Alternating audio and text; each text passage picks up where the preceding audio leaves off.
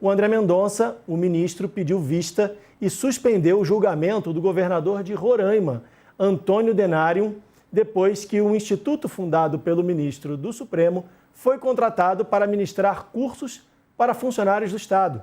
Os serviços foram contratados em março e o governo do Estado pagou R$ 273 mil em um contrato sem licitação.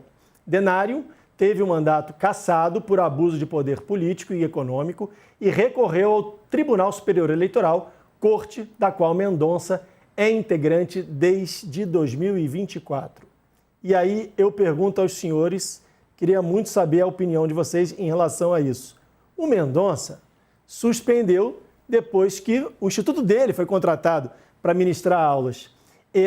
O Mendonça não se manifestou, a gente tentou entrar em contato com ele, o UOL tentou entrar em contato com ele, mas não conseguiu, ele não se manifestou ainda sobre esse caso. Quem é que investiga isso, professor Aldo?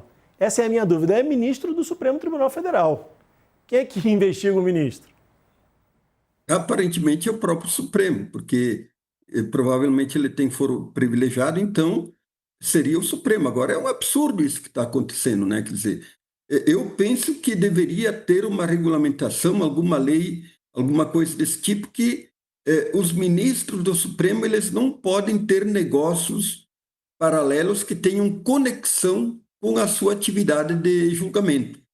Eu sei que tem vários ministros que têm instituto disso, instituto daquilo, promovem várias atividades e assim por diante. Eu acho que isso é muito negativo para o Supremo, que ele tem que ser um paladino da Constituição, da justiça e da não corrupção. Quer dizer, ele tem que preservar uma imagem, de certa forma, imaculada, inatingível quanto às pessoas do juízo, né? Então, da mesma forma que o Supremo é um baluarte da defesa da democracia, como aconteceu recentemente, mas nós vemos também que o Supremo ele é um centro de privilégios inaceitáveis.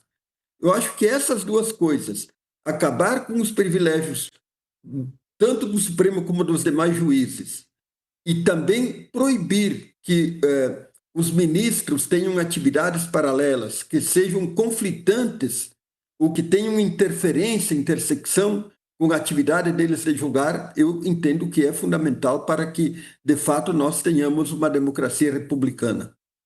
Professor Leandro, tem algumas informações sobre esse caso aqui. Olha, os dois cursos contratados que o Instituto do Ministro ministrou tiveram duração total de 6 dias. Aconteceram de 19 a 26 de fevereiro. Isso dá mais ou menos R$ 45.500 por dia de curso. Foram ofertadas 40 vagas para cada um dos treinamentos. A contratação ocorreu sem licitação e um dos cursos era justamente sobre como fazer licitações. Acredita? O contrato foi celebrado pela Secretaria de Licitação e Contratação. E aí o ministro foi lá e suspendeu o julgamento, pediu vista e suspendeu o julgamento do governador de Roraima. Como é que o senhor vê isso? Quer dizer, fica muito na cara, né? Assim, suspender o julgamento depois que o instituto fundado por ele é contratado para ganhar dinheiro? Para tentar, de alguma forma, né, Leandro, coibir o incêndio depois que tudo já pegou fogo, né? Quer dizer, não adianta muito a gente resolver isso pós, mas eu concordo com o professor Aldo que a gente tem que usar esse caso como um paradigma para daqui por diante a gente começar a repensar um pouco essas relações de ministros do Supremo, de eventuais outros juízes, e vou me avançar mais, vou alongar mais, até mesmo familiares, né? A gente viu essa questão aí, esse imbróglio todo com o ministro Alexandre de Moraes, o seu instituto, a sua esposa sancionada. Isso trouxe à tona uma série de questões aí conexas que falam também sobre a questão das instituições judiciais, de alguma forma, estarem aí flertando com casos conexos que serão julgados pelo próprio Supremo Tribunal Federal. Então é importante a gente ter uma série de prerrogativas ou de instituições que coíbam esse tipo de prática, que evitem esse tipo de conexão sob pena de, ainda que não haja nada errado, colocar em suspeição o próprio ministro, o próprio juiz que está julgando. Então, é preciso a gente evitar essa confusão que já é secular no Brasil entre o público e o privado, né? O que são os negócios privados dos ministros e seus familiares não pode se confundir com questões de Estado que a gente tem na mais alta corte do país. E fique claro que a gente não está acusando ninguém de nenhum crime, mas que é estranho isso acontecer, é estranho e precisa ser investigado.